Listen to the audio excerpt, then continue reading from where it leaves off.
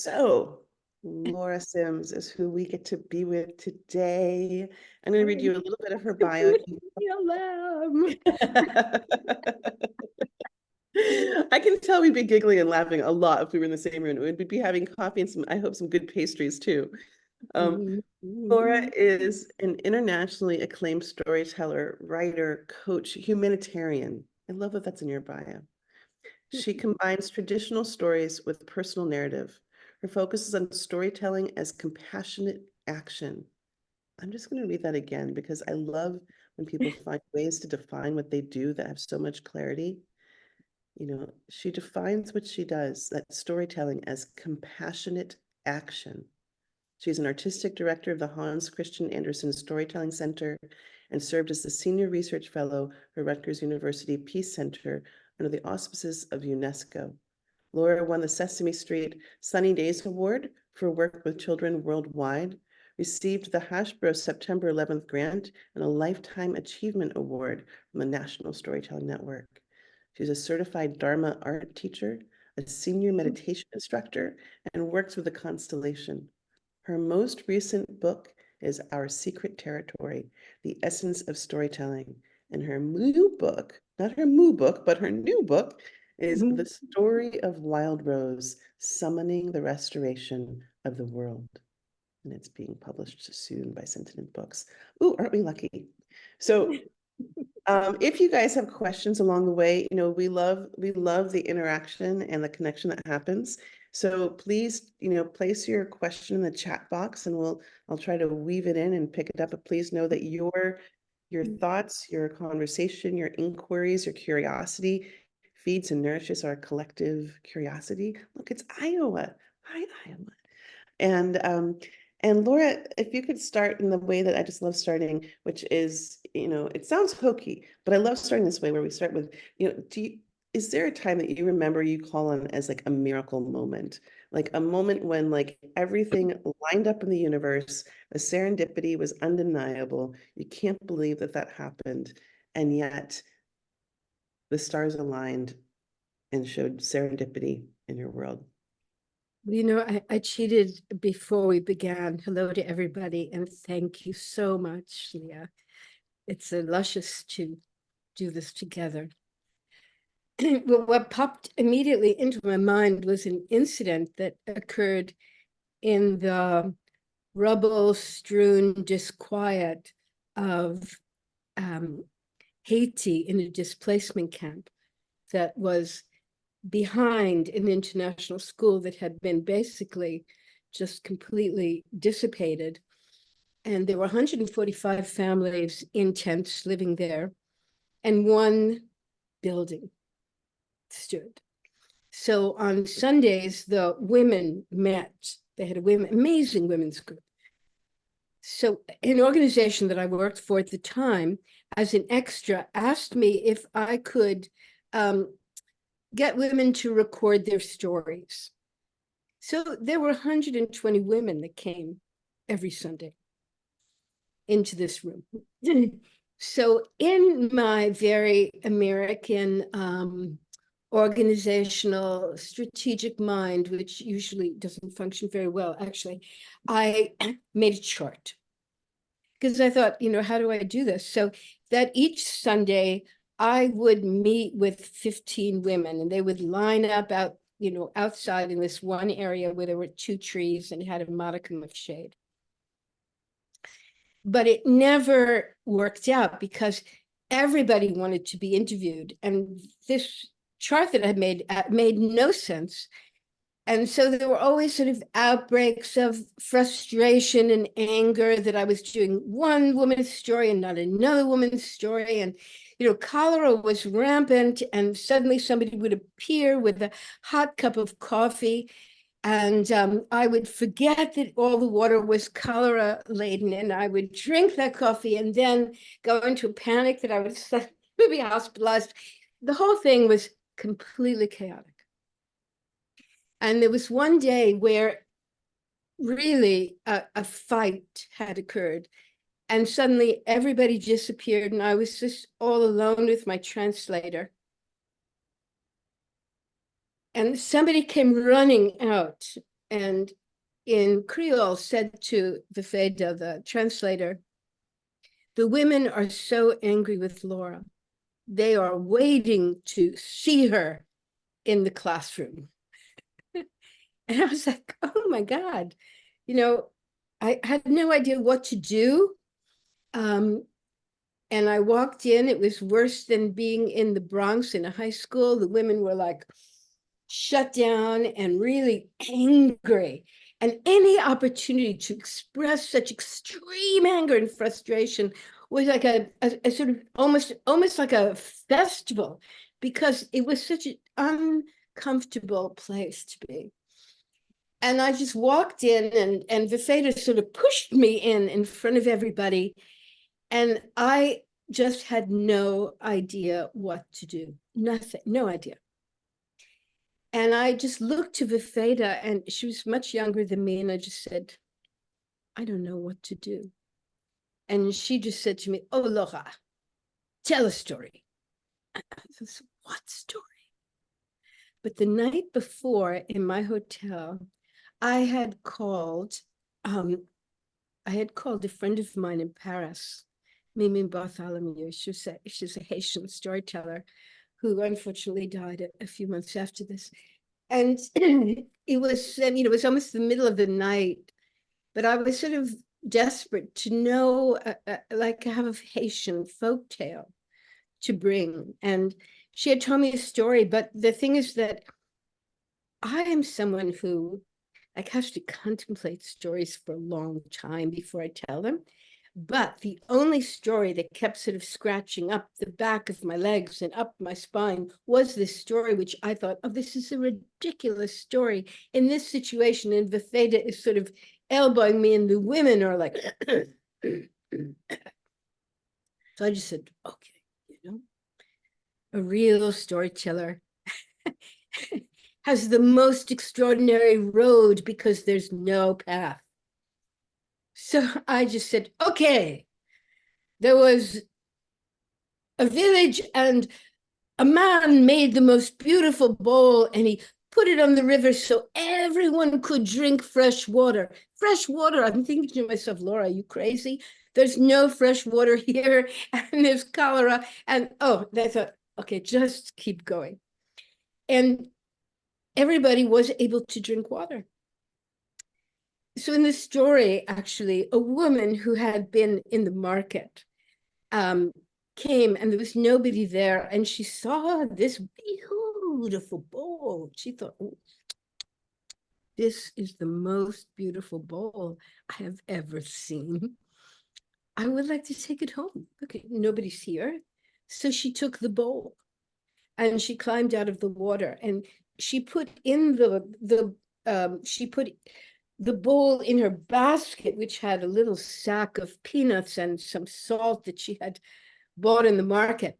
And as she started walking, so pleased with her new possession, which I understand, the basket started talking, and the basket said, it's not your bowl. It's not your bowl. She just threw the basket away.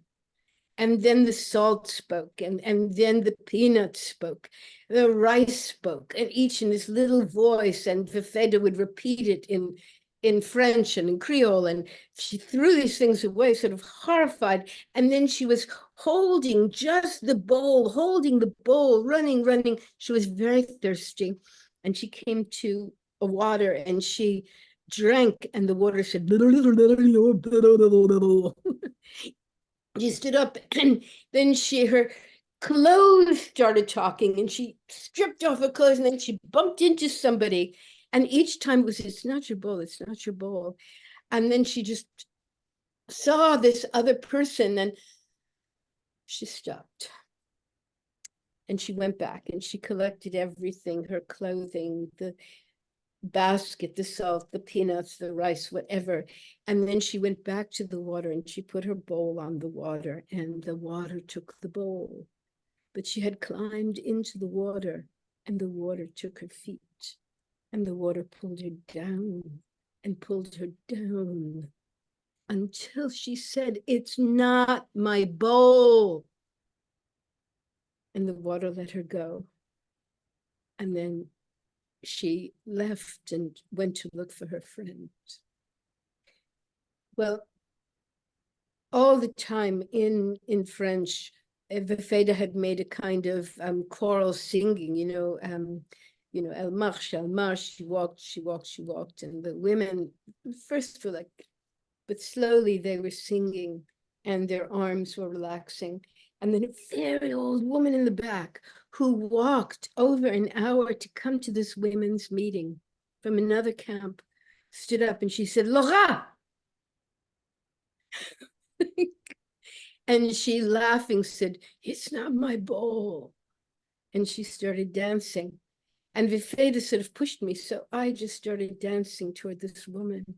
And then everybody stood up and we had this procession in which we were singing, it's not my bowl, in French, and out the door and out the door and down the steps onto the rubble where we sat.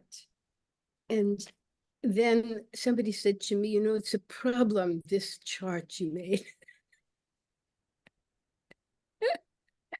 Because we want to hear each other's stories.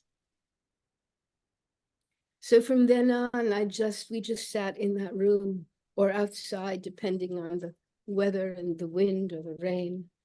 And wasn't so much that they told stories, but I asked them a lot about what it was like before, what it was like in the camp. And I always said, and what was the secret gift that came from being in this camp, from the earthquake? And for the women, it was that they were together, basically. They were together and they could share. And someone said, yes, like the bowl, the most beautiful bowl.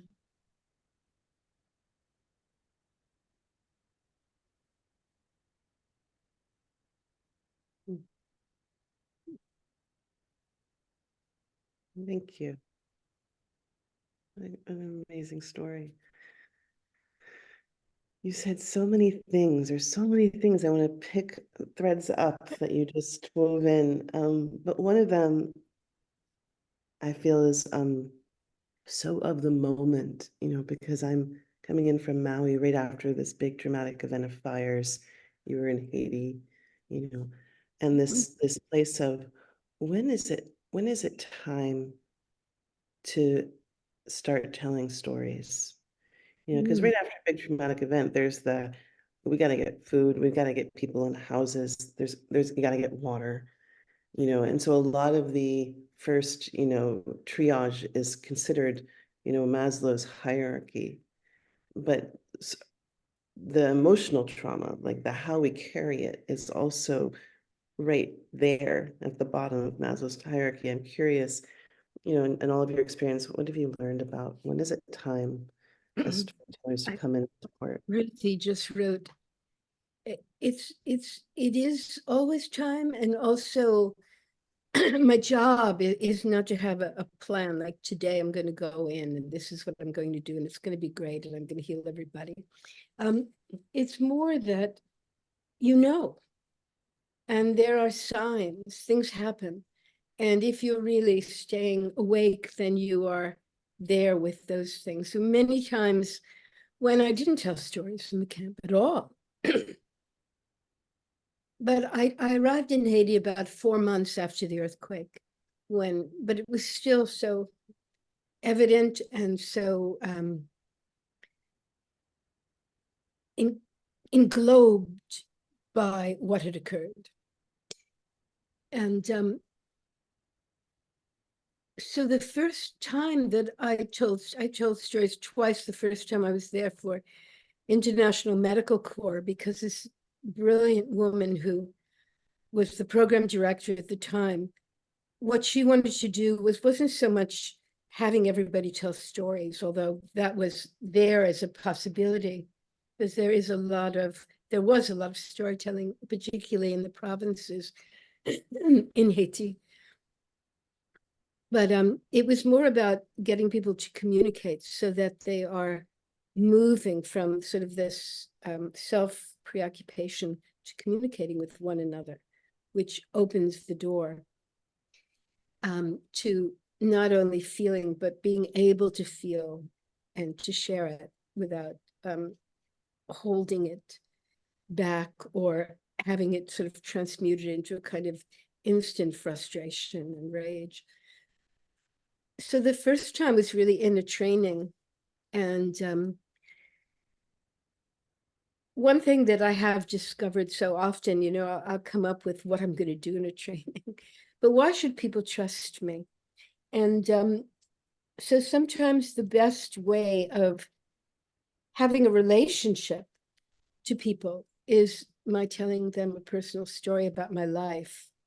I'm not very much of like a performer storyteller. I think I'm a version of myself that's kind of heightened depending on the situation, but I'm not like a character or an actor or something. So that sort of eased everyone.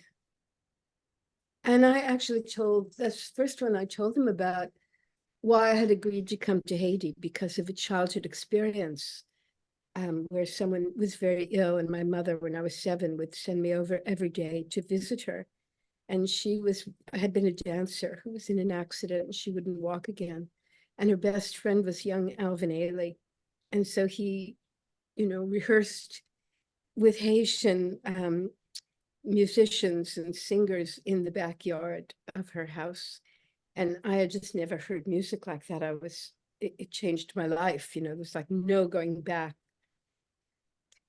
So that was the first time, which actually I had to sort of put away my plan because everybody began to tell me stories about their own experiences with something that had a lot of life force for them.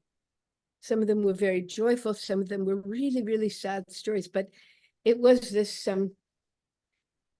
cauldron of listening that we gathered in. And that was the first. And then the second was actually a planned event for mothers and children in a huge displaced persons camp. I mean, I first thought I was looking out onto like, oh, my cat has broken into the door here. Go away, little bit. And it looked like I thought there were clouds, just endless, like cirrus clouds. But when we climbed this sort of mountain of rubble, it was actually hundreds and hundreds of tents. And so there, again, I didn't know what to do. And I told a story, and then I had heard a piece of a Haitian story. So the children were sort of like popped up, like, like they just became oranges. And were listening, even though they could barely understand what was going on. And then, but the mothers were so tired, they were just looked like, flowers that had been left out of a vase with no water. And then I said, I heard a part of a Haitian story, and I wonder if any of you ever heard it.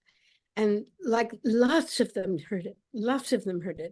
And it had a song in it. And slowly everybody started giving different pieces of it and saying, no, this is how I heard it. And this entire sort of choral event occurred in which everybody came to life. And that's actually how I came to understand what to do in Haiti at that time of just coming back to life, basically. I couldn't change their situation. I didn't know enough language, or, there was so many complicated things about another culture in crisis. But this coming back to life, this engagement, which is what I'm really devoted to in my life, just sprang loose there. So I don't know, you have to feel it out.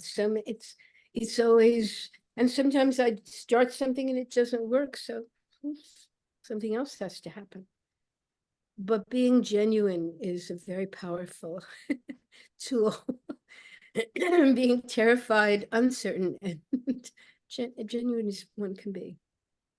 That's such a great wisdom piece, when all seems lost or when there's no road to follow, just that simple piece of how genuine can you be in that moment. And in listening to you, I kind of want to go back a little bit. I want to know a little bit more about your defining, like, how on earth did you get onto the path of storytelling? And I'm thinking of a real defining moment that happened in my life. And I remember I was in I think it was like my first day in graduate school, I was getting a master's in social work, and our teacher told us a story. And she told us a story about these two men that were in a canoe, and they're going down the river, and all of a sudden there's a baby that's floating by them. They pick up the baby, they put it in the canoe, they keep going. Another baby floats down. So they take up that baby, they put it in the canoe. They keep going. But then there's two babies, and there's three babies, and there's four babies, and they're like scooping babies out of the river, putting them in the canoe. And then one of them gets out of the canoe and starts walking upriver. The other guy, his hands are completely full. He can't paddle anymore. The boat's filled with babies. He's just scooping babies out of the water, putting them in the canoe. And he's like, "Hey, what are you doing? There's all these babies we need to rescue." And the other guy that's walking upstream says, "I have to get to the source of the problem." And that story was such a defining moment in my life. I carry it to this day all the time. And whenever things are most complicated, it speaks to me and it says, don't get confused by all the static and all the immediacy. Mm, What's the mm. source? What role are you going to play in this moment? Can you get to the source of the problem, or are you going to be the one that's constantly in reaction to a bigger problem that can't be seen? And so I'm curious, and that leads me to story, that led me through leaving the world of media and leading to story, because I really felt like story is kind of the source of, what story we're living in, our society story, all of it. And I'm curious, I love what you said, which almost brings tears to my eyes in such resonance. A real storyteller has the most extraordinary road because there is no path. And it's like, I'm curious, like, how did you find your path? What were those defining moments that steered you, onto working with story as you do? I'm still finding it, actually. I keep one of the gifts of COVID was being home and having no work at all.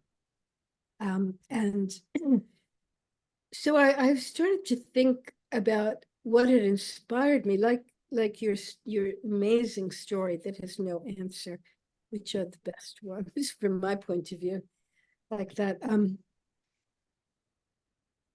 I thought I've sort of lost something that I was able to do in the beginning, because there was so little storytelling, and nobody really knew what it was. I mean, there are of course people who really knew what it was, but they weren't necessarily the people who I went to hire me. And and I began to go back and I thought, well, I should read some of the things that I really read. And I took out early journals and I took out some of the books that I had loved. And I just began to sort of reignite and go deeper to gain confidence for myself that it's not the story, but it's your story that you told. It's not the story, the message of the story, the analysis of the meaning of the story. Those things have their significance and some importance, but for me, the source is something that occurs, that the story is what happens between us, not the words on the page or the words of the storyteller alone, but this kind of mysterious, multi-dimensional, sort of ephemeral arising moment by moment that in some ways is like reconnecting with the nature of creation itself. I remember reading once when I was in my 20s this book on Zen Buddhism, and it was completely incomprehensible to me. And it said that this life is like a dream. And I thought, wait a minute, I'm just trying to get some ground in general. I'm reading this, like, what is that? But more and more, I think, oh, to connect us to that kind of um, source, that kind of presence, where you have all the material, all the science, all the structure. At the same time, you also have the absolute inability to know everything, that it's uncertain, it's mysterious, it's palpable, it's fresh. And so a lot of my life, I have been a practicing student of Tibetan Buddhist meditation, not because I was going to get religion, or which maybe I thought I was getting in the beginning, but more it had to do with an experience of direct perception beyond the habits which are always there and arise of wanting to make meaning and understand things, which is very important actually, but to allow for the other, like breathing holes in the ice, where unsuspecting fish jump up in a dream and offer you gifts.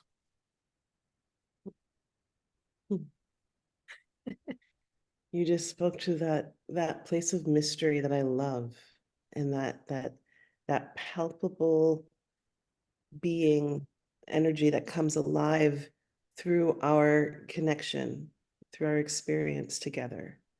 And I remember one of the first times when I was doing, we were doing story ceremonies. I don't know why I was calling them story ceremonies, but and it's because I could feel that there was that energy that was happening. And there was this story that came alive. It was Gloria. I don't know if Gloria's with us today. She's been a big part of this whole world for such a long time. She decided to bring her daughter on her 13th birthday and all of her friends to this initiation story event. And for those of you who've been with us, you might know Ariel Spilsberg. She was there to be the elder to hold the space of initiation, and the story came alive, and it was about this dragon. And I've told the story a bunch of times. And the girl comes up to it, and he asked her for a kiss. In the story, she's like, "Oh, gross, no," and continues on. But something in that moment, in front of in front of that group of listening, when the dragon was asked for a kiss, when the girl was asked for a kiss, she was like, ugh, ugh, gross, so disgusting. And she just went on and on and on about how disgusting that was. And I was like, afterwards, I was like, God, that's so weird. The story has never lived through me that way. And in wondering about it, I was like, oh, I wonder if there was something in the listening that needed to see what it looked like, what cruelty, what meanness looked like. And the whole story was he was this, big-hearted, very gentle guy in a really big package, and the story doesn't go into explaining that, it just has these little moments. And it was one of those first moments where I thought, oh, there's something much bigger at play, right? It's not about just the words, and it's not just about repeating the same words. It's that aliveness that you're talking about that happens in the listening and the exchange. There's like an exchange that's happening. I love that you just spoke to it. You also said something else that I really want to go back to, which is this piece around, you said, I contemplate a lot before I carry a story. What are you contemplating? What are the things that you're in your field of consideration before you're willing to bring a story out?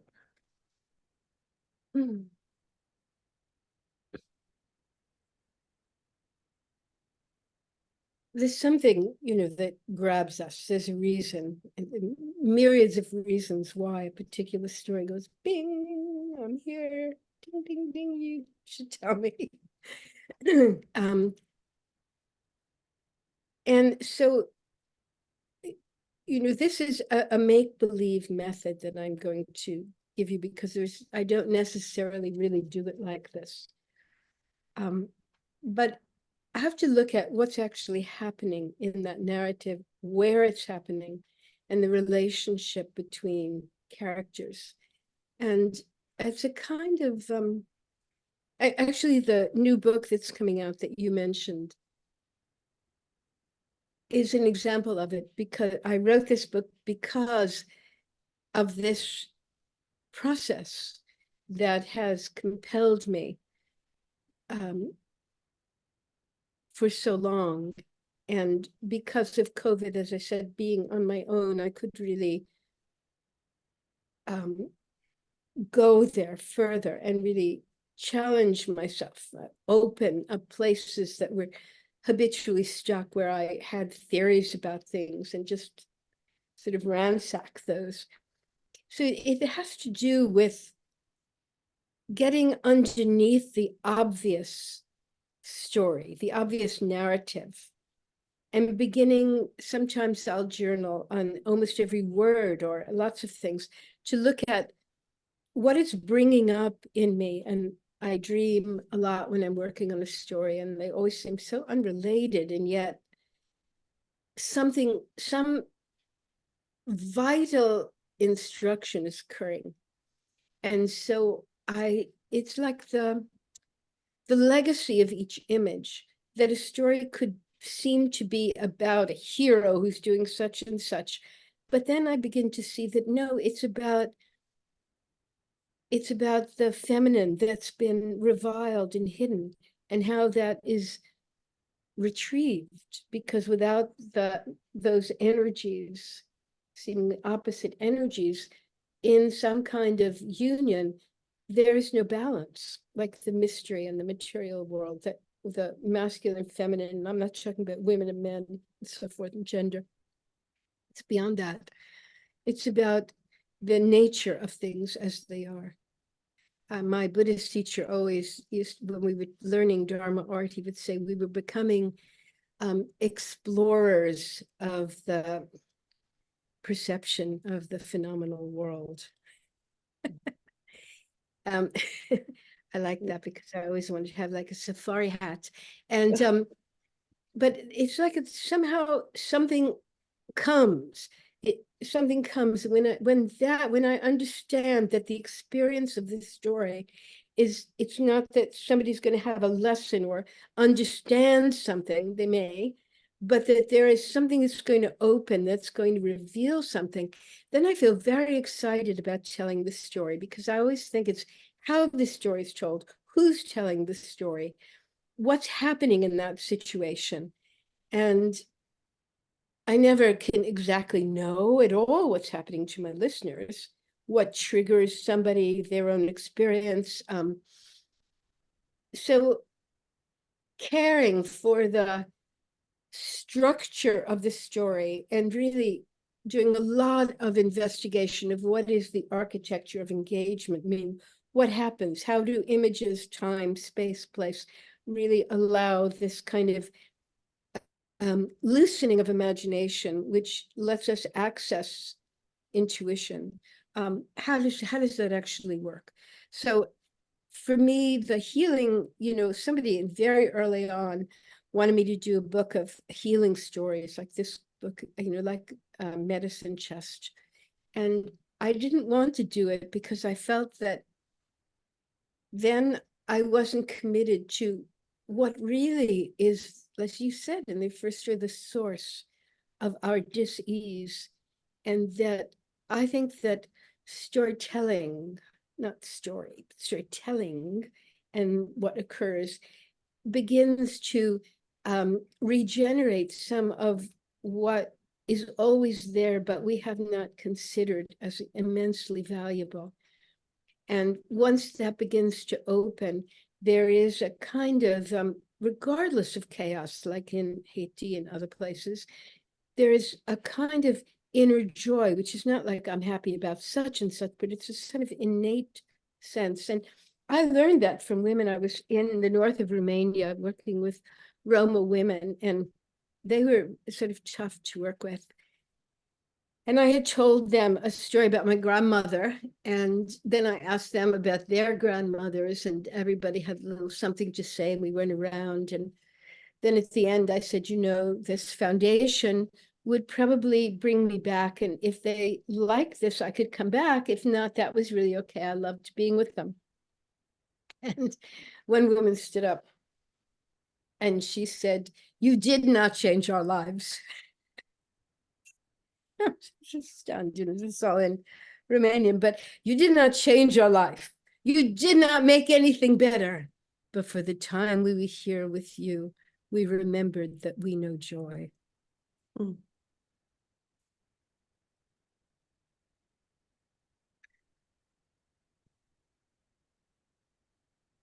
I always, I find you have these mic drop moments. I just want there to be some space to listen after you speak. So it's, and I feel like there's that piece that is one of the incredible gifts that I feel like as storytellers we get to have. And I feel like so many times we have the golden keys out of the prison, out of the jail, out of the moment, because we have this capacity to live joy into the most horrific places, or to allow grief to have a voice when there's no capacity, or to speak what to bring the dance, to allow song to live where there is grief, and it's this real I think it's one of the reasons why I love getting to play role of storyteller. Like, I worked as a social worker. I was like, give me a choice: work as social worker who has to directly address the trauma, or as storyteller who gets to be in the bigness of life, and invite life back into the room. I'll take the role of storyteller any day, while they're both doing the same thing. And I love how you just illustrated that so magnificently. One of my questions, and this comes from the last time we talked, years and years ago, was around carrying your own stories from your own culture. And I know that's something that you've spent some time and consideration around. And I was wondering, and I remember this thing where I was trying to learn my own the stories from my own culture, and they looked flat on the page. Like I had no interest. And I'm like, Leah, you should be really interested in understanding the stories from your own lineage. Come on. And yet, like, I couldn't understand them. I didn't have the language, I didn't have the culture, I had no string at all of connection to them. And I remember you saying, well, it'll be different if you can hear them. And so I wonder if you could talk a little bit about what you've learned about carrying lineage stories and your own lineage stories, and what that is in our times.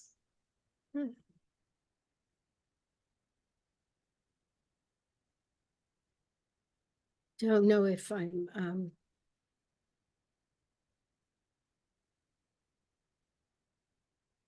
know enough in a way to answer the question fully. So I can answer it from my experience.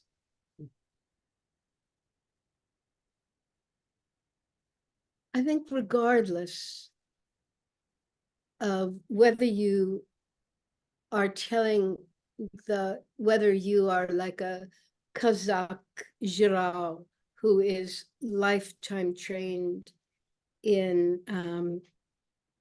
reciting, intuiting, remembering the great epics, which are both mythology and history and legend and so forth, and poetry and song, blah, blah. Or, a friend of mine, an African Mandingo storyteller who, from the time he was 8, would stay up all night, and his father would tell the whole epic stories of Sundiata, etc. And so he knew the stories in the landscape of the stories, from the voice of an elder and the music and so forth. Or someone like you and I, born in, obviously a family that has lineage, cultures, and, childhood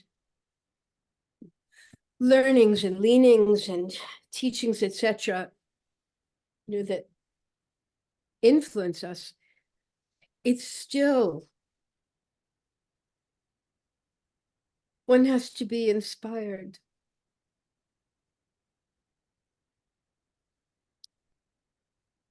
I asked once Almas Almatov, this great Kazakh epic singer, like, what makes you a storyteller? And he said, well, you have to know the music, you have to know your instrument, you have to know your audience, you have to know the story, you have to know the songs, you have to know the meanings, you have to know the history. But if you're not inspired, it is only entertainment. So I really have been thinking a great deal about that for the last 40 years. And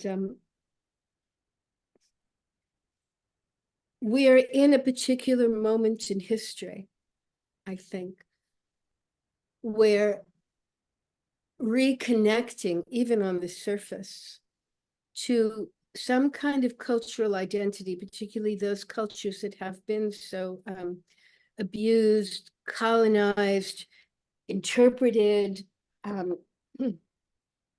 then there is a kind of dignity and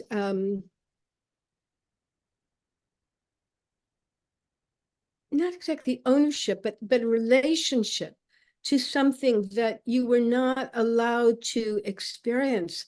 And so there are many stories that I used to tell in the schools that I actually have not told in a long time, because it was really necessary for African American storytellers to tell those stories, or indigenous peoples to tell those stories. Whether they were better or not so good, just storytellers, that wasn't the point. There was some kind of regard for what had been discarded and demeaned. And also, I really have spent a lot of time, particularly in these last 5 years, really thinking, and this really opened up to me while I was in Haiti, about my own relationship to colonial thinking. I had to really look at that.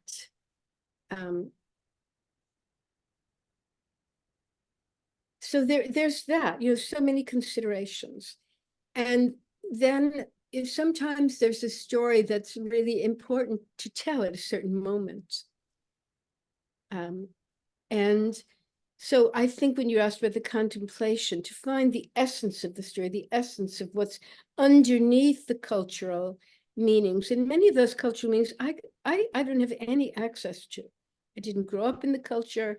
I don't know about it. I can read about it, but I'm also reading it from people who watched ceremonies, who weren't in the ceremonies, so they could report. And I can intuit some of it, and especially when you do something like meditate, or do yoga for a very long time, you have a sense of some of the perception or experiences that a traditional person has being involved in something, because there's more access to it, but it's still not the same. So that's a reason why I so deeply contemplate, to look at what's actually happening.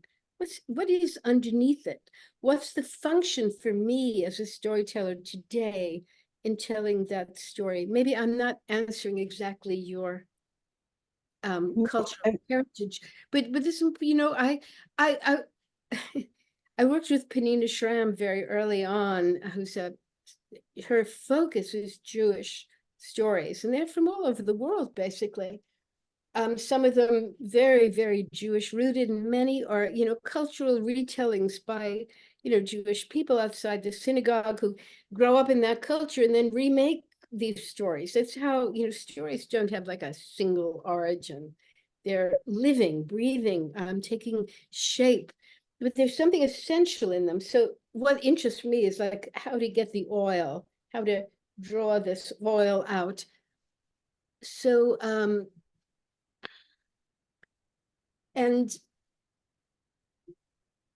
but when I began working, this is only about 40 years that I've done this kind of braiding of personal stories. A lot of them really had to do with my Jewish upbringing in Brooklyn. And I wasn't aware of how it had formed me. But when I told these stories, then I began to see it. And so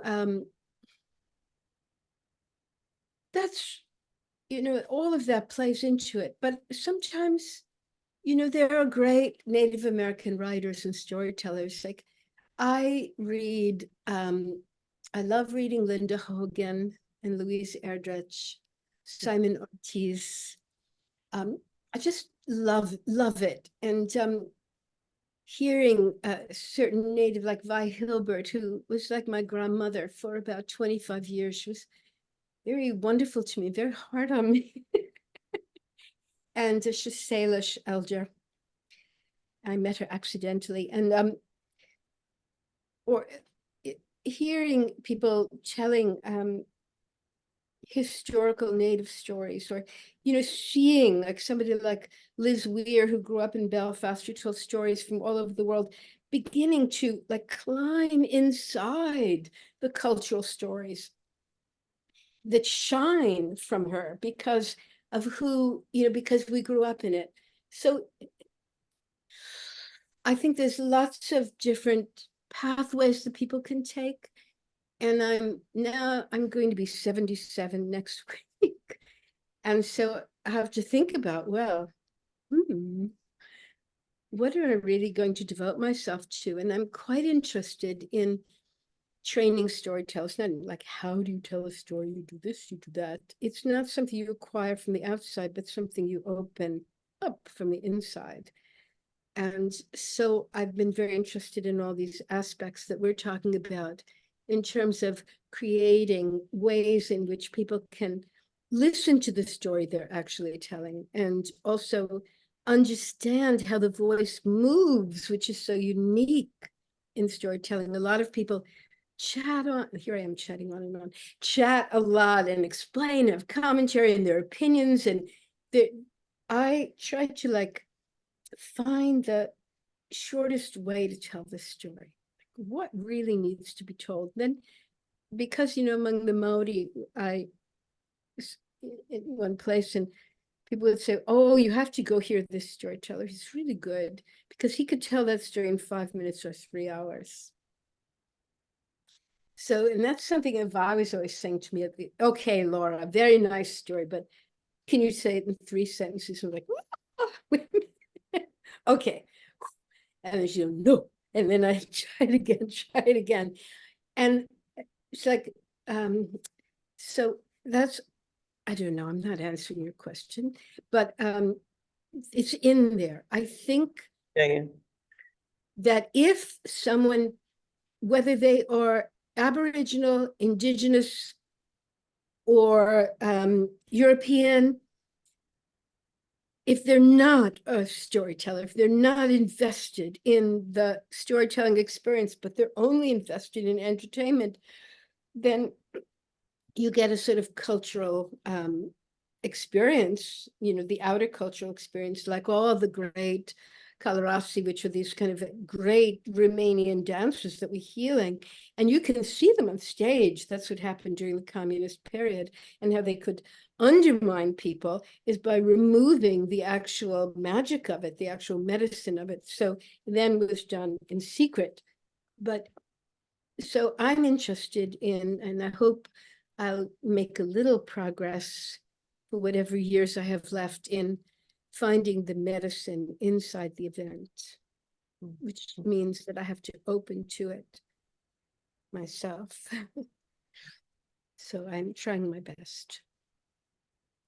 One of the things I've learned the hard way was that every time I say yes to a story, I'm saying yes to having it be lived through me and to be discerning about what stories I'm willing to carry, because if the truth of it will come alive through me, then I'll end up living it. I've just learned that. That's my karma around storytelling.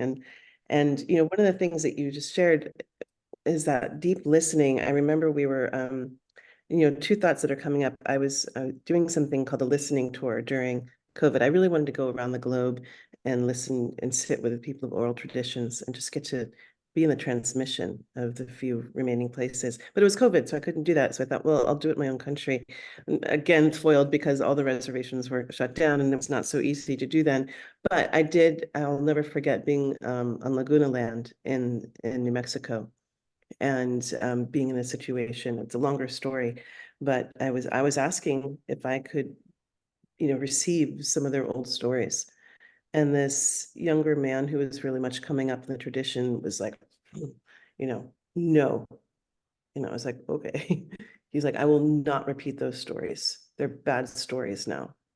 And I was like, well, what do you mean? This was the last thing I ever expected to hear.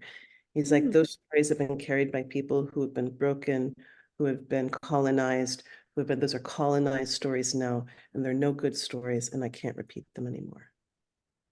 Wow, that's really interesting. Yeah.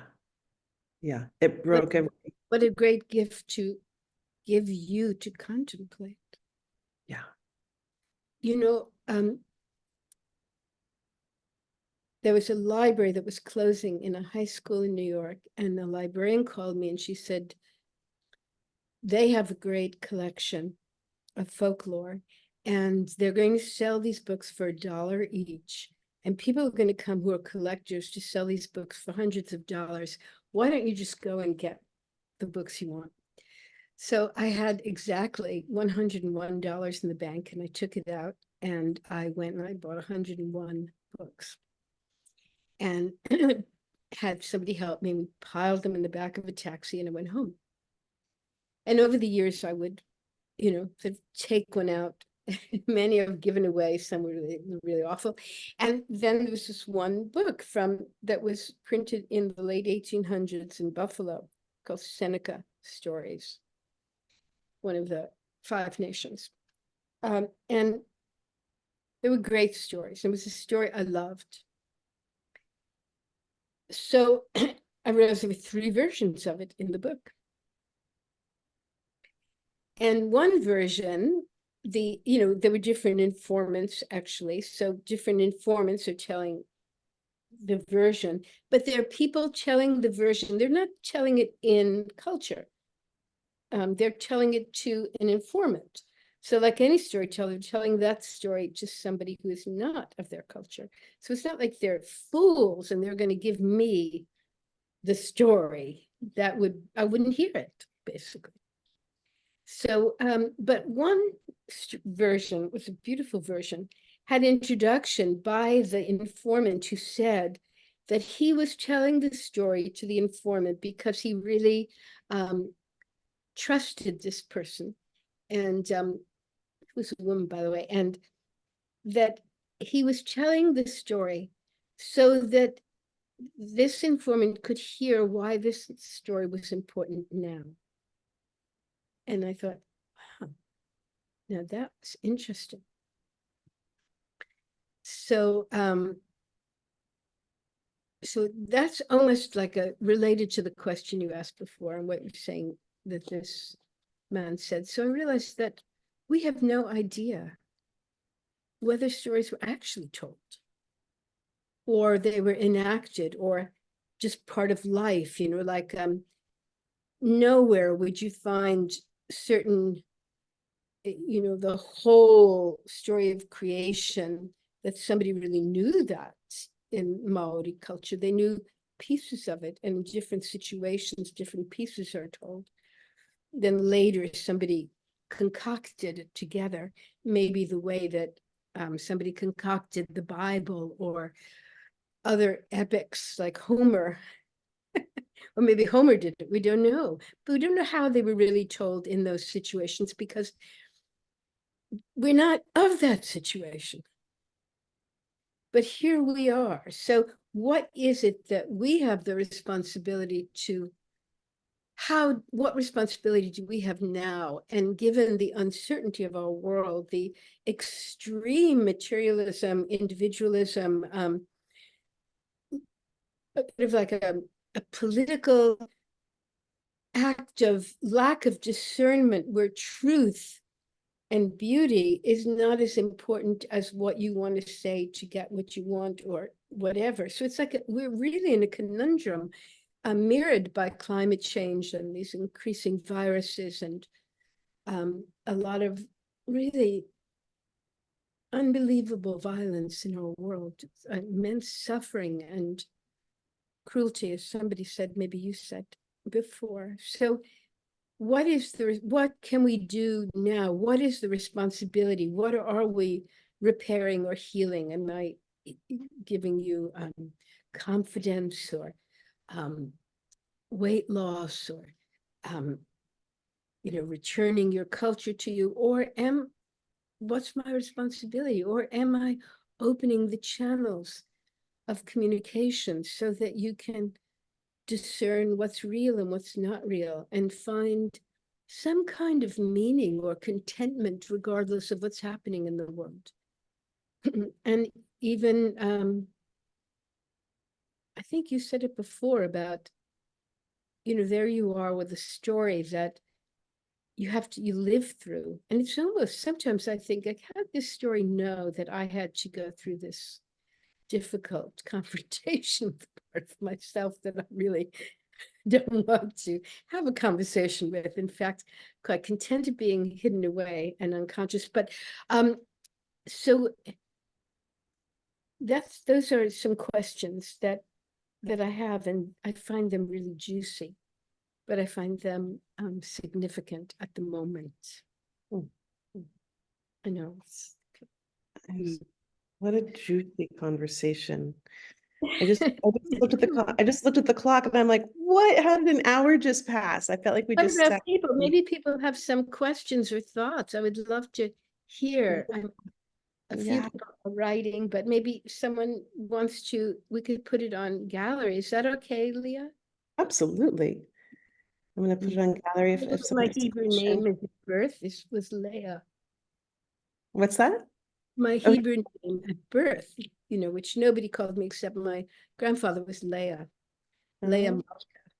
Oh, I love that.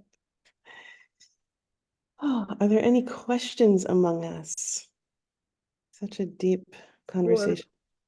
some thoughts or Contemplations. wonderful friends I see here. It's coming alive. You can put your hand up. Your voice is being asked for. Yes, Melissa has one. Ooh. Melissa, you can take yourself off mute and speak it out loud. Okay, can you hear me? You Can can. Yeah. okay. Wonderful.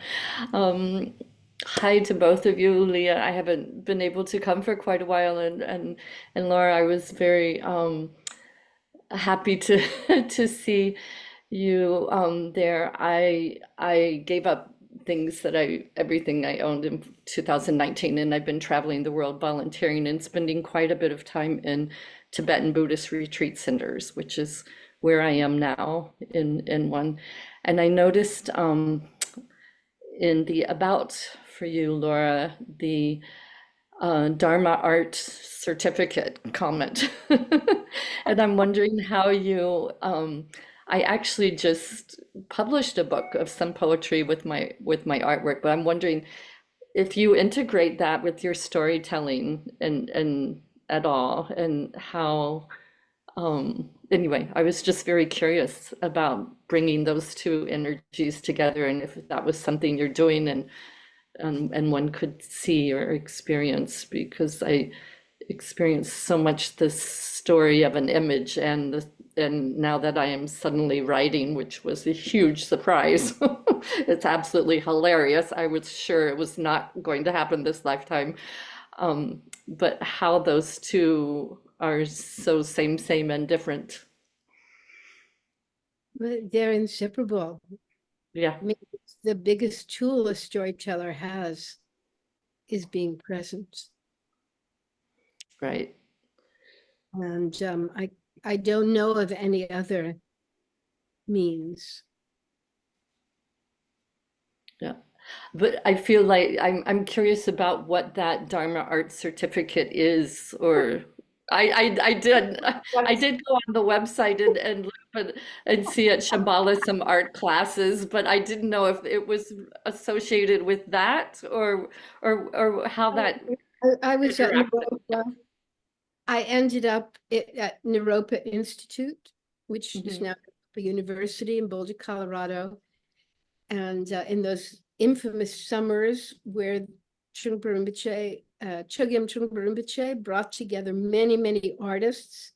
And I went to take classes, and at night he gave these, and on the weekends, these incredible discussions on the nature of Dharma art, on Mm. art that is generated by awareness, first thought, best thought, heaven, earth, and man, certain principles. And they weren't just for artists, it was really for life. And in many ways, I realized now that it was really preparation for storytelling, but also for any kind of psychological or social compassionate work in the world. And so we Mhm. might sit with a piece of paper for hours making one stroke Ah. for lunch. And then bringing, objects and placing objects. It was like, how do you sensitize yourself to have the experience directly of how things function? I mean, how do you develop timing in storytelling? A lot of people just talk, but there actually is timing. And that's not something that you can, there's 3 ways to do this. I think it's, so I'm very interested in we're using, but sort of utilizing or conjuring what I've experienced, how it relates to a word arising, being filled with embodied heart, moving, have a sense of reaching out. These are all actually felt sense experiences. What monastery are you in right now? I'm at Chinrezig Institute, which is about to have their 50th anniversary here in September, in outside of Brisbane. Yeah. Oh, It was started by Lama Yeshe. And yeah. I'm gonna pop in just because I see that Xander has a question as well. But I also just want to pop in this moment, which is that I remember when I first started in the arts and theater, and I was lucky. I got to study with some great masters like Eric Morris and Sandy Meisner, and I learned all these principles of presence. Really, it was about radical presence, radical sensitivity. And then many years later, I would learn about spirituality, and they were teaching the same thing. I was like, wait a second, what's going on here? Just this deep connection. Xander.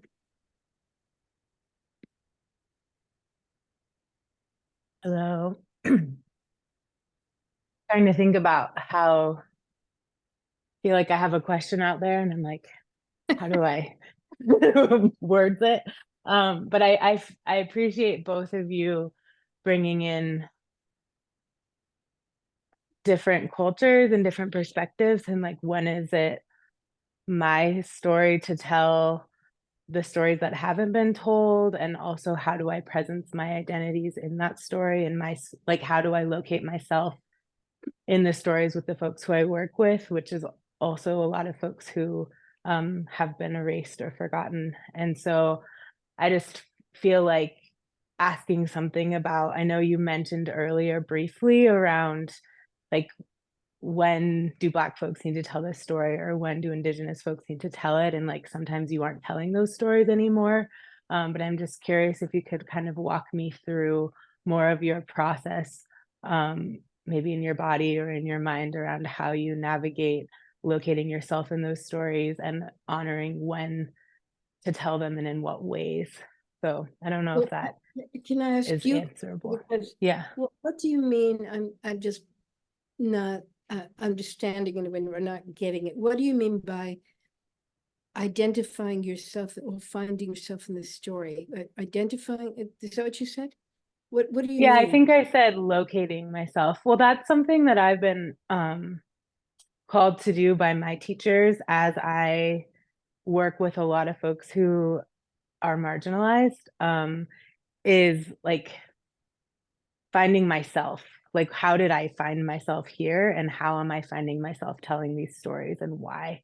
And that is like a question that, yeah, I've been chewing on for a decade, because I'm like, what does that mean? And like, how do I do that? And how do I bring myself in? And as opposed to like, because you also mentioned something about like locating or looking at the colonizer in you. And so for me, like, the way that I tell the story feels really important, especially when it's when we're contextualizing it inside of oppression. And so hearing the story that you told here and the other stories that it sounds like you've been holding and carrying, I just curious if that's something you navigate or there's not. a lot of theories that you have listed. And so oppression and colonialism, and I think for me, it's a little simpler because all of those big titles that you have, I would take a journal and write those things down. That's a story that is standing there. Oppression, voicelessness, all of those things, just write them down and really stream of consciousness write about what that is for you. But let's say you have a story, like what's a story, a traditional story that is there one that we might recognize or story that you tell? Well, there's one that's been present for me in the last couple of days, has resurfaced around What do you when know? I was What is the story? Don't just yeah, I can not tell it quickly. Or how do you want me to respond? Is this a personal event that happened? Yes. Okay, so just in the most concise way, just tell me what happened, not your opinion of it or why you're telling it or what it means to you. Just the event of it. Very simply. Okay. Um, For everybody. So I hope I can do this little. yeah. So we were telling undocumented student stories during the Trump era, and it was dangerous. And Who's we and where were you? Because already you're outside of the realm of story because I can't imagine it. So who is we? I'm going to get the story. This is our biggest discussion. And thank you so much, Sander, because often we don't know what constitutes the story. Yeah. So it's here. So who is we and where were you physically? Just let's start with some very, very ordinary things. Okay. Who's we? Yeah, so I was sitting at a conference table in an old university building.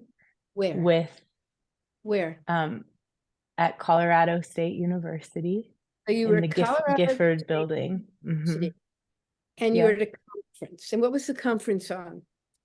No, it was a conference table. It was a group of folks deciding how we were going to train other people on how to work with undocumented students. Okay, so you were trainers or educators, and you came together and you were sitting at a large conference table to talk about how you could generate stories from undocumented people. How we wanted to present them. Yeah. We had the stories. Yeah, you have the stories and how you were going to present them. Now, see, that's the beginning of a story. Is everybody following this? Because now we know that Xander was with a group of people like herself who had a collection of stories from undocumented people.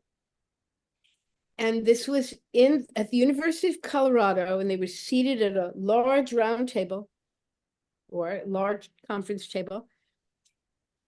And they were trying to decide what was the best way to present these stories. Now, so let me just ask anybody, what's the difference? What just happened when what happened when we actually defined what the situation was? What happened? What was different? Anybody?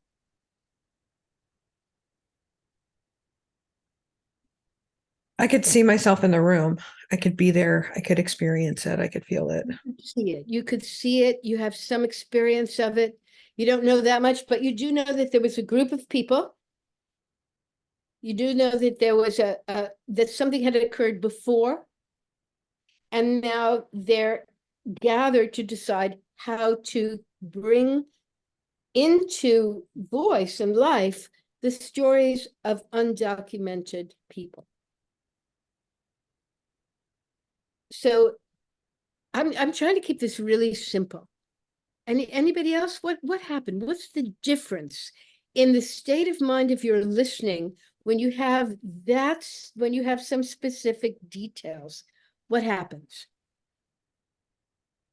Yeah, Maria.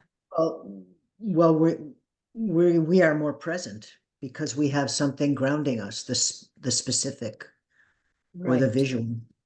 right. So the storyteller then has generated a relationship and some trust because she or he is actually giving you a way of entering this dilemma. And Anne is So- saying, I start buying into the story, and Cameron's saying, I'm waiting for what happens next.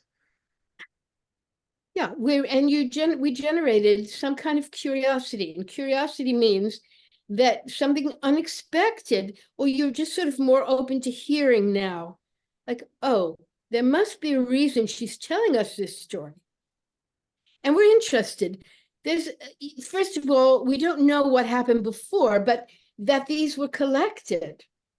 And there's a lot of behind the scenes here of undocumented people who told their stories and who now this group of people who's going to present it. We don't know who they're presenting it to or why they're presenting it or how the process, but there's something, there's like what Diane Yashinsky calls the sort of red thread of suspense is actually there, but the ground. And that ground is a sign that the storyteller wants you to be able to have an experience. So the storyteller, instead of it being sort of, has had to like siphon down and say, okay, I need some ground here because this person was not there with me. Otherwise, it remains somewhat abstract. It's not a story. A story is an occurrence, a journey, an event. It's not an explanation or your opinion of something or all that you feel. The feeling inherently will be there in the sound of your voice, but there'll be room for all of us to feel, associate, have questions. So already by making ground, you have loosened perception and you've opened curiosity. So that's even if we didn't do anything else, having a sense of that, how does this feel to you, Xander? Yeah, it feels grounding. Yeah, because you're saying, well, how do I find myself? It's not important. That's not the important question. The important question is what happened? So I would start by really looking at where just, you may not tell it in this order, but like, who's there?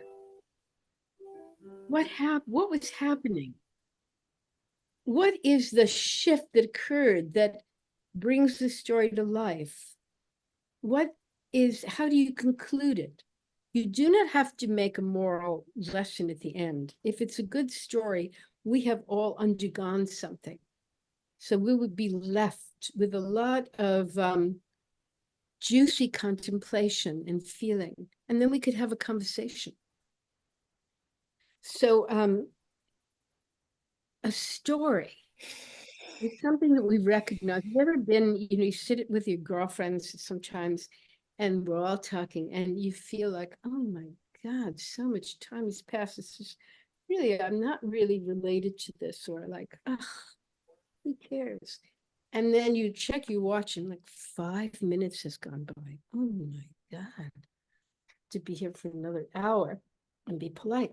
And then suddenly somebody says, did I tell you about? And all of a sudden, it's like 5 minutes passed and you look at your watch and you were supposed to be home 2 hours ago because you were engaged and you're drawn out and the person wanted to communicate to you. And very often in gossip, we're very good editors because we really want to make sure the other person gets the picture. And gossip without too much explanation of like what you think happened, unless it's an aside for a comedy show, is not that interesting, but the event itself is really interesting. So I hope that helps you, Xander. I think just write it down, not a narrative, but write it down like an outline, and then see what really occurred in that situation. University of Colorado, was it winter? Was it spring, summer? Group of us, who was in that group? I was there, you were there, I mean, you were there, I wasn't there. And then what you were discussing, and then what you think happened, and then keep looking at it. And if you really want to, in a sense, find your relationship to it, then you need to have a journal by you. And it's like, what is that like in my life? You know, just writing it. You begin to find that there are whole crevices and under sub-stories and meaning that comes into something. I've been working with one woman, she's in Paris, she's a mathematics teacher. She grew up on a farm in the north of France, and she wanted to do a piece about language. And so she had some idea about a fairy tale. And then I asked her about her childhood, and she told me this amazing story from her childhood where she, in rebellion, decided not to speak. Anyway, then, but today, after this was our 8th session, suddenly it became, by the nature of the stories, looking at what was similar to the 3 personal stories, it was really not so much about words as language, it was about language as communication that really allowed one to share the deepest feeling, even talking with animals, even in silence. Something happened. And when that realization occurred, suddenly all these stories came to life because they were all letting us like harvest and bring into being this experience of actual communication. And so she didn't know that that was what she was doing at the very beginning, but it was really luscious. Cameron, I'm waiting for what happens next. Perhaps in our groundedness, we're more aware of our location that presents itself. Yes, because you need to visualize something. Visualization, which is not about, you know, like it's not a movie or a photograph, it's kind of this internal arising, and everybody visualizes different. It places us somewhere. It allows the imagination to rest, and it's going to shift. But place is very, very important. I'm doing something which this is an experiment. I've done 2, and I'm going to do 5 more. It's called Sappho's Found Story Salon. Happens once a month, and I'll choose one little aspect of storytelling, turns out to be bigger.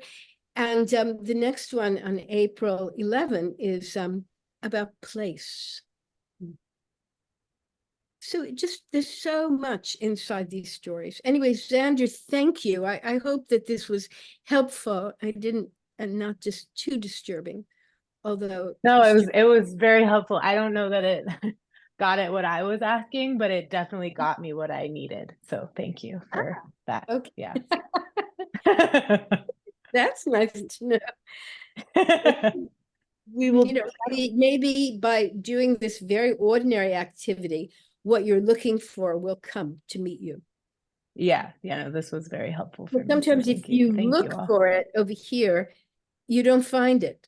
But by actually looking at what you already have, something rises up. Mm-hmm. Yeah. you know, that it's such a great Reminder. question of like, is it my story to tell? How do I determine that? And yes, people are asking about your storytelling salon. We'll put links in just so you guys know at the end. I'll send out a video with this recording, and I know that Laura does coaching as well, and she has these monthly events. So we'll be definitely including including links to all of that. She's an amazing being to get to be in relationship with. And I'm very, very honored that Laura will be joining a program that is going to be launching in May, which is all about working with story for healing. And it's a very different kind of program because this program is now really looking at supporting those who want to be supporting others. So if you've been with me for a long time, it's a slightly different angle that we're taking at where you understand the power of story. We're dancing around it. I love that this was the most non-linear conversation. It's the most truthful conversation about storytelling that I know, which is completely non-linear. And how do we approach this being, this creature that comes alive through our connection and relations and our deepest listening and our aliveness, the dance of life. And the program, I will say, is inspiring. It's inspiring to me because I was like, what are we going to do? And this came through inspiration of, okay, as this world gets more and more alive in the chaos of change, how do we stand in these times? Who are we? And it's my Kuleana, I'm in Hawaii, so I'll use this language of saying, okay, how do we help the helpers? How do we be with those who are saying, I want to be a pillar, I want to be a guide, I want to be someone who consciously helps shape and form the stories of our times. And I really want to help other people understand how to live with and be in their own stories. And wow, what a time. We're in the time of so many stories happening at once. So this course is really designed to support those of you who are wanting to do that. And of course, you'll get to live through and experience all the modalities yourself. So you'll also get to clear out your own stories in the process. And Laura will be coming to guide us as one of the guest teachers in that process. So it's such a deliciousness to get to be with her. And gosh, there's so much more I could say, but I'm feeling I want to be gentle with all of your time. And so we're Can going I to. say something? Just because I don't know, I can't remember when we're ending or anything, but Leah, it is such a trustworthy and joy to have this conversation with you, to be in communication like this. And I have so much high regard for the commitment you have to story as ceremony and your willingness to actually bring in other people and share it. So thank you. I just feel like I have a sister, my story spirit sister. Likewise. Very much so. I'll be knocking on your door in New York this summer. I'll be coming by. So and I'll yes. knock on your door too. Good. This is a deal. This is a good deal. So our first module is Story as Ceremony, which will be starting in May. And I'm doing something I've never done before. And I'll tell you, this is a moment to jump in a way that you've never been able to. Is this call of how do we be alive in our global community? We've got people coming in from Australia and across the country and across, and also live and in person, right? And so the modules will both be live and on Zoom. And we've never done it like this before. So I'm really, really excited. And so our first module, Story as Ceremony, really looks at kind of the mysterious hidden world of what's happening in the energetics of storytelling, what's happening and how to be aware of those energetics, how to be a guardian of the field that we're co-creating, and also how to be responsible to those that are in it, and also how to take care of your own energy management, how to actually protect yourself from the projections, and how to the things that a lot of times we don't talk about in story, but that's happening. And it's that kind of that mysterious thing that I really believe is the thing that we're feeling when we say, oh, storytelling is so healing. There's this transmission that's happening. And the more conscious and aware we are, the more we can engage it as a tool. So we're going to be doing that in May, and we're going to be meeting in the Bay Area also. So you can join live or there. But there's 4 other modules, and I haven't chosen the locations yet. So if you're like, I want to bring it to New York, I want to bring it to my hometown, then I'm seeing a beckoning towards New York. So I'm seeing that one of those I is have going a to be. huge loft we can meet in. Oh, okay. Well, and you're doing, is it wisdom stories? Is that the one that you're going to, it's all in the Excel spreadsheets, but I'll send you guys the things. And so now you just know that the one that Laura's going to be in, we'll be doing that one in New York. And so we'll get to have some live in person time. And look at that. I love how things just emerge and are defined just like that. So that is that. I imagine your questions are still coming alive, let them keep working you. Let the stories keep working you. And, Laura said something that I feel like is so important, where she said that she gets, informed in her dreams, and making sure that you are protecting your dreaming time like nobody's business.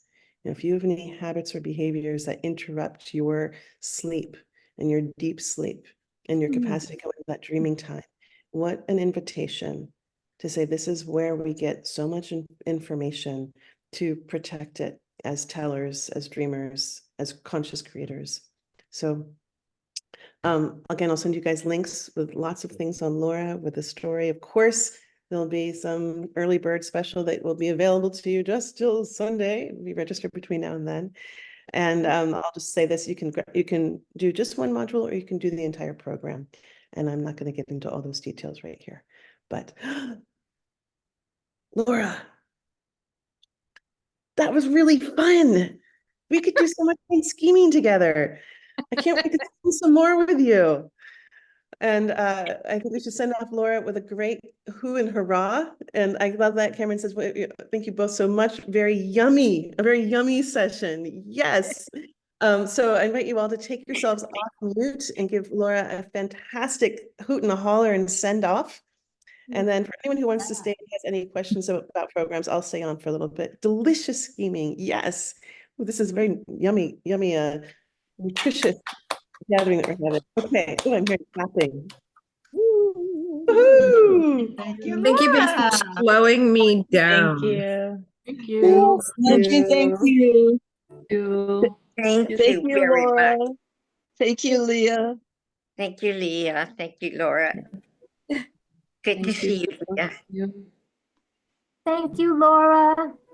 Thank you. Thank you both. Grateful. Faye Morgenstein is here. I saw that Lanny was here. Lanny Peterson was here. Oh, I want to meet. I hope I get to meet all of you. Thank you so much. Oh, can you hear my cat?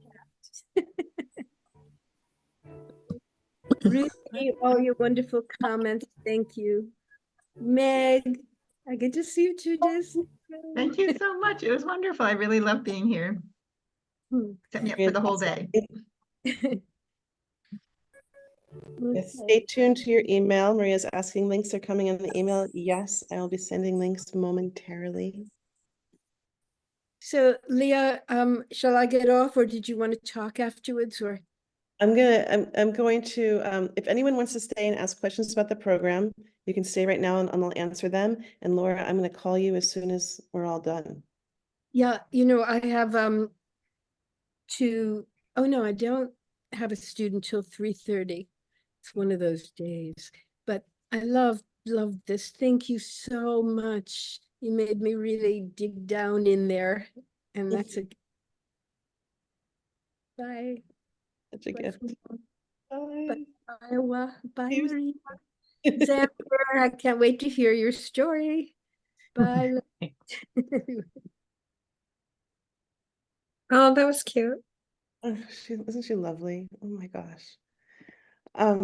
So if you're still here, I'm guessing you have some questions about the program, and I can give you a quick little tour of it if that's what's wanting to happen.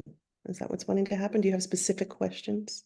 If you don't mind, if I just ask specifically to see if it's even a reality for me within the time frame, but are you meeting, is it again during the week, during the day, in the mornings? So this is unlike anything I've ever done before. It's a completely different structure where we do these 3.5-day intensive modules every 2 to 3 months. Okay. So the way that it works is here I'm going to do a little bit of a dun, dun, dun, dun. You can get to feel it. This is our design. The website has not gone live yet, so you're seeing all the secrets behind the scenes. But the way that it works is we'll meet a Thursday evening, early afternoon, evening, Pacific time, so from Gorgeous. 5, I think. And then we meet Friday day, Saturday day, Sunday day. All the modules are recorded. So, you know, that's the beauty of our modern day world where we know that you can't come live to everything. Uh-huh. And so we still have more guest teachers coming, but this is to give you an example of just the incredible people who are coming. I'm just like, I am giddy with excitement. We're talking Harvard scientists talking about the science of storytelling. We're talking about experts in energy management, and then we're talking about like incredible storytellers who really understand the depth and roots and breadth of storytelling. And so that's, you know, just in terms of logistics. So I'm going to come down just to logistics more because you're asking about that. Thank you. Yeah. What you'll see here is our first module is May 2nd through the 5th. That'll Okay. be both online and in the Bay Area. And that one is really based on story as ceremony, really understanding, working that what is ceremony, but it's an intentional energetic field for the design of healing. You know, and so we're Okay. talking about what does happen when we come into story like that. So we're going to learn a lot of the behind the scenes energy of that. Our second module is in July 11th to the 14th. Again, the 11th, that's always like that's a 3-hour session on Thursday evening. And then we go into, and each one has some kind of, you'll get to experience some kind of experience of story as ceremony, some kind of, you'll have a storied experience. You'll have an opportunity to receive a story fully and completely. That's a little bit out of the box. So I'll explain, I'll come back and talk about what will be happening in that first module. And that is that one is going to be really getting to the roots of our stories, getting to understanding our cultural stories, getting to a little bit more of what Xander was beginning to touch on is how do you know if it's your story to tell? How do you get to your own personal mythos? And what are the stories that are asking to be cleared through you? If we're going to help other people tell their stories, we really have to understand where our triggers are. We have to understand what wants to be cleared. How do we stand as a clear vessel? And how do we really enter into Mhm. our own personal stories?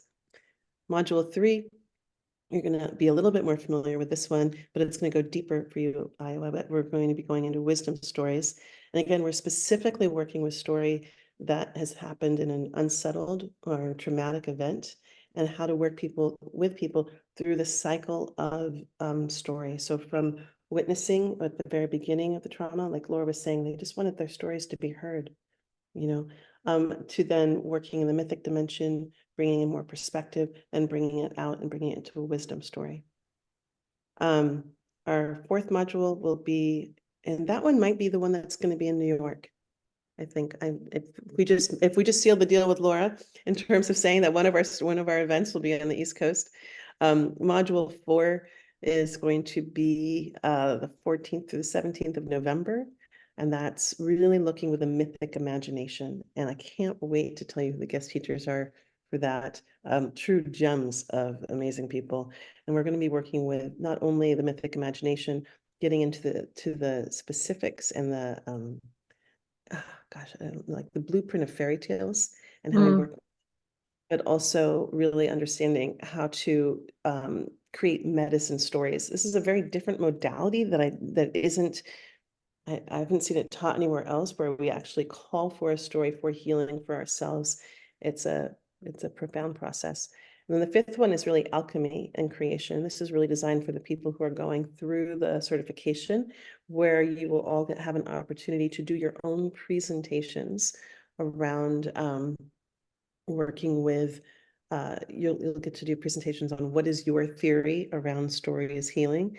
And you'll also get to do a practice session where you host some kind of something. And I say that to be intentionally vague because each of us has our own way. You know, I'm working with story ceremonies. You know, Laura's going into Haiti. You know, it's like each of us has our own way of doing this. So this is an opportunity for you to have a practice session. Some of us will be doing it on Zoom. Some of us will be doing it in person and in our own communities. And for those who are doing that, you also get a bonus session on community engagement, also known as marketing, you know, so that if you want to understand a little bit more of the strategic aspects of how to do that, and this is part of your business and practice, you'll have that a little extra support on that side. And then, so the way that it works is that you can come to just one or two modules that really speak to you. You can do all the modules. And then for those of you who want to do the certification, there's a few extra aspects that happen in that. I'm sorry, I'm looking for that. The certification program is you get those 5 3.5-day training modules. You also get to work with a small group of greatness. This is those people that you work with throughout the year. I know that those of you who've been there know how just amazing and powerful those groups are. So you get to practice with those groups outside of class. We meet once a month as a group in between the sessions, and we'll have practice sessions. And then you'll also have 2 private one-on-one sessions with me as we really come into defining what is your way of working with story as a form of healing, what's your particular way, and designing the thing that you will be presenting. And then I talked about everything else.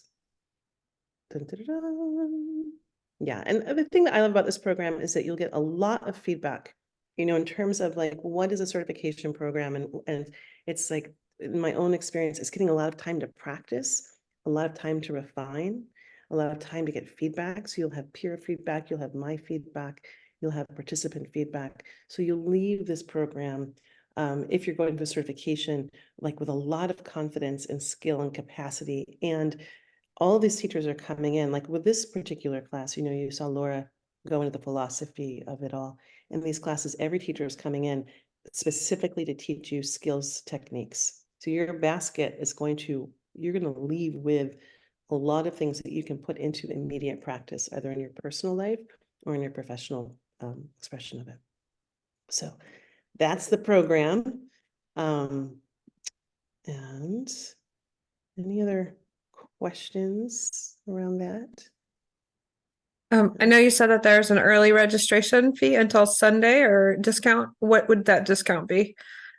That's if you want to do the certification program, it's the year $200. long. Yeah, so it's $200 off the year-long program. Okay.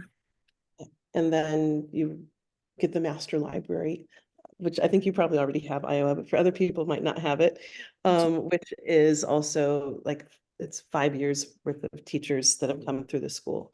So you get this program and you don't have to wait till May to start. You'll get all these other bonus classes as well, which is quite a thing. And one more logistics. So the live meetings, did you have a question? I'm taking up all the time, Maria. Do you have something you want to ask? She was waving goodbye, I think. Okay. Just waving goodbye. I just didn't want to take up all the questions. For the 12-monthly meetings, do you have the time set for those yet? Or is that Yes. flexible? Okay. Those are all set. Okay. Yeah. That's that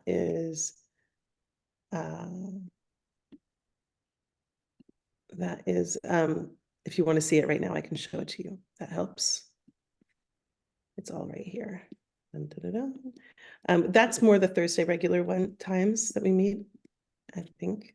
So we meet in the months. Yeah, we meet monthly check-in June 7th, 11 a.m. to 1 p.m. Pacific Standard Time. 11 to 1. Okay. Gotcha. Okay, thank you. Right. And Iowa, then again. I'm friends with Kimberly, and I Wow. know she's telling me that she's pretty excited about this and Yeah. really excited about the structure of it. Yeah. So the in-person, you have the location already, or are we going to be able to come and camp? Is it? Yeah, so the in-person, I'm just going to be super transparent. I've done a lot of retreats before, and I thought about doing this as a retreat, and the expense of it can get so overwhelming for everybody. And I really wanted to make this program super accessible. So the modules by themselves are $597. Just, we want to talk about numbers. And then the certification program is obviously, it's more than that just because there's so much more involved. But we still try to keep prices low. So for the modules, what I do is I rent out a location for our days to meet.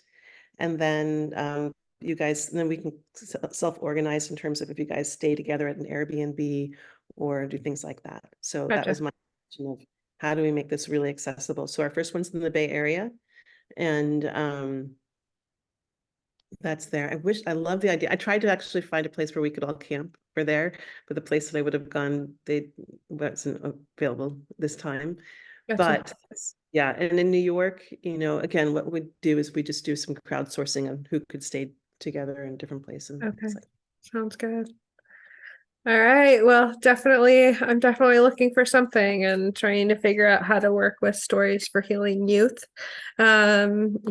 Youth and trauma is what I'm really working with right now. So it's a big thing. So yeah, I'll throw that into my pot of consciousness and see where it swirls. Okay. All I look right. forward to hearing. So good to see you. Thank you for slowing me down a little bit, as you always do. Oh, so good to see you.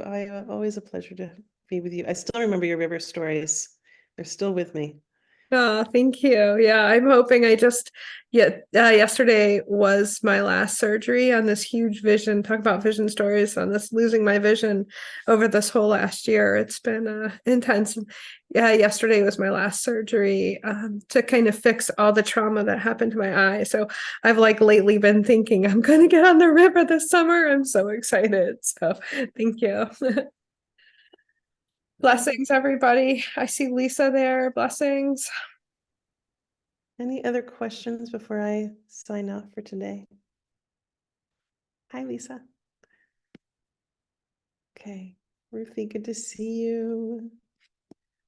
All right, if there's no more questions, I think we can all say goodbye, farewell. Have a lovely day. Welcome, Lynette.